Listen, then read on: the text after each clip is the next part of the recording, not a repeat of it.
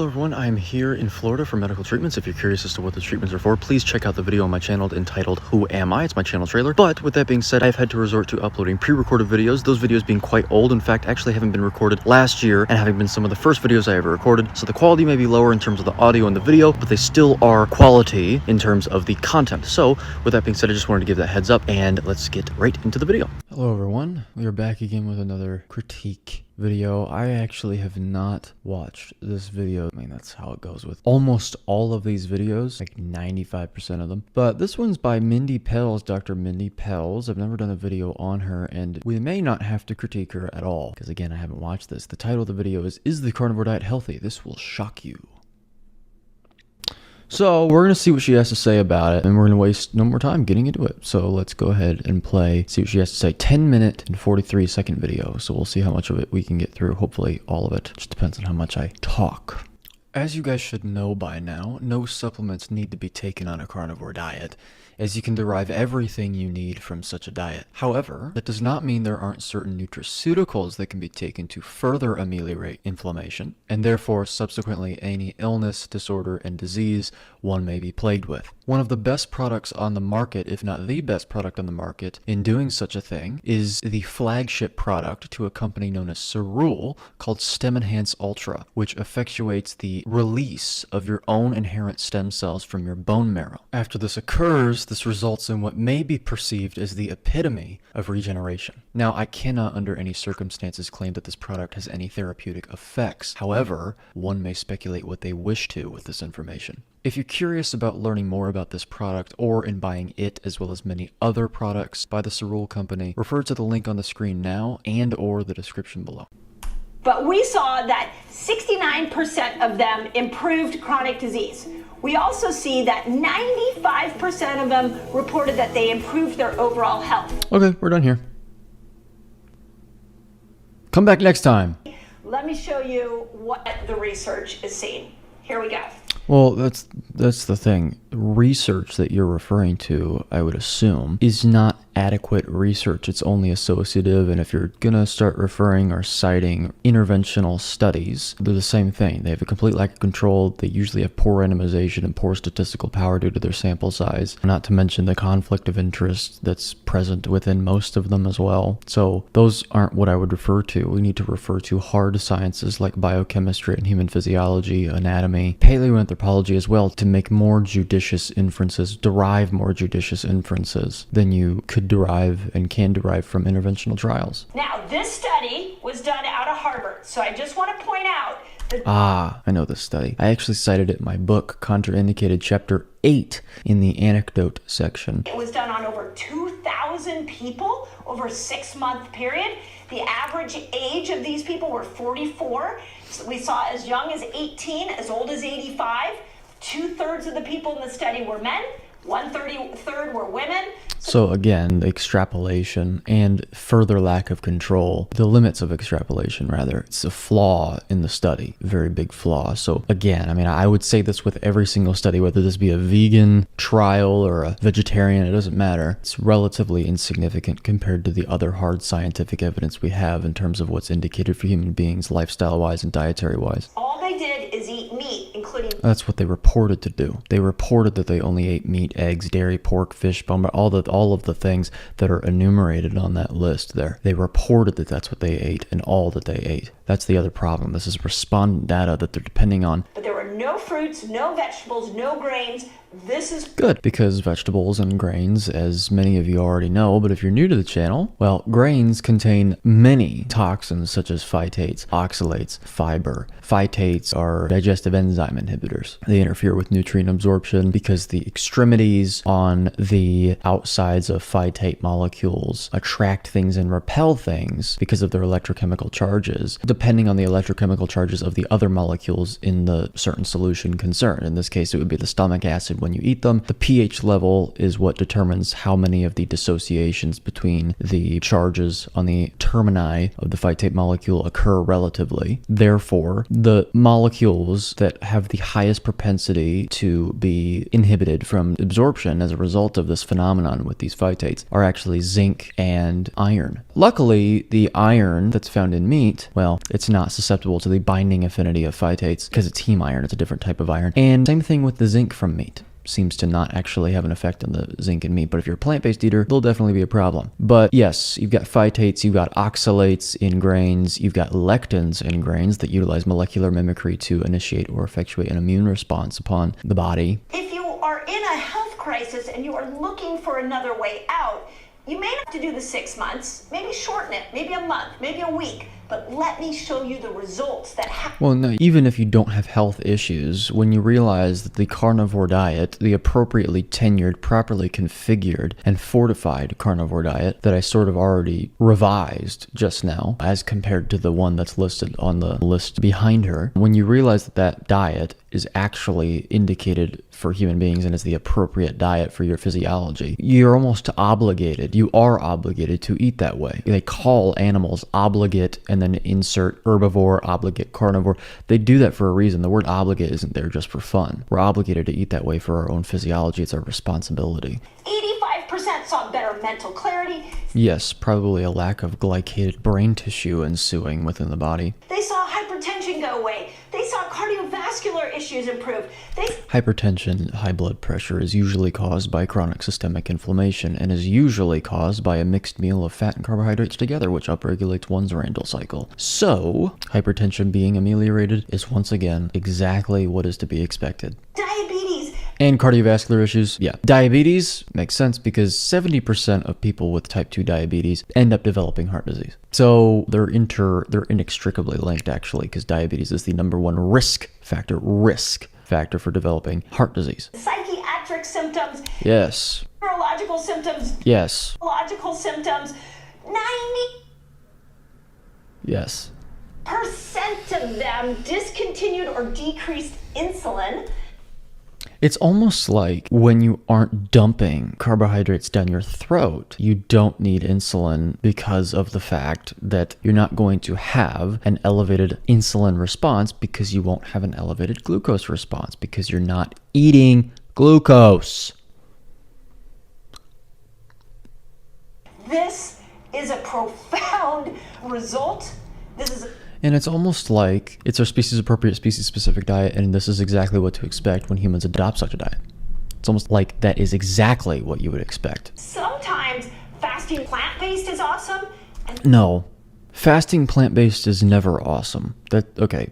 No. In fact, fasting plant-based would probably be worse than eating multiple meals that are plant-based, because most of the time, if you're vegan, you're already deteriorating your body. But in order to somewhat slow down that process, you need to eat more. You can't just eat one meal a day with plants. I mean, you will deteriorate fast if that's the case. That's just no. Do not fast plant-based under any circumstances. Don't eat plant-based, ever. It is never great. If you've watched my videos for long enough, or if you've read my book, you'll know how important it is to ground electrically to the earth.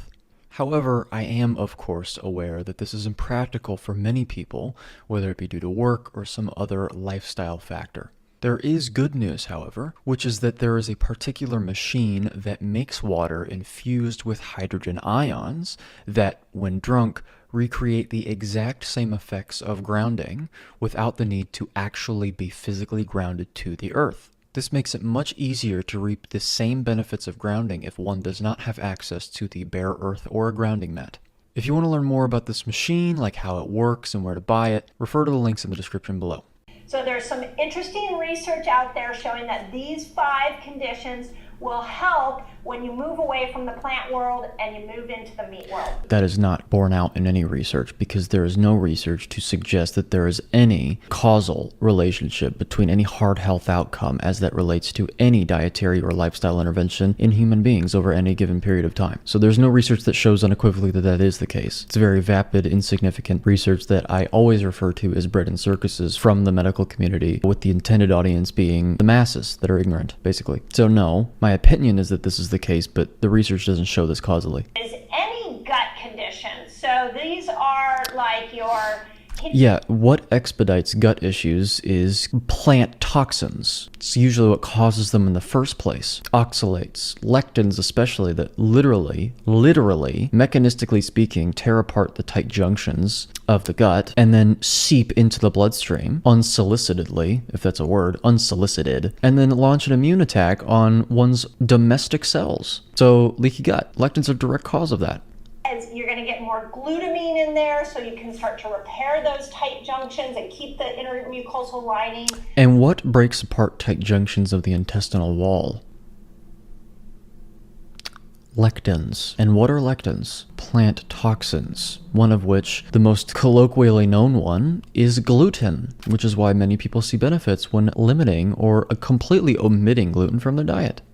You've been doing keto, you've been fasting, you've been detoxing, you're still not losing weight, try going carnivore. Yeah, because again, lectins seem to exacerbate or prolong weight storage, because some of lectins, depending on the type of lectins, propensity to mimic hormones like insulin. For example, WGA, wheat germ agglutinin, found in wheat, will do this. They will lock into cells, function as insulin, and in some cases will never let go.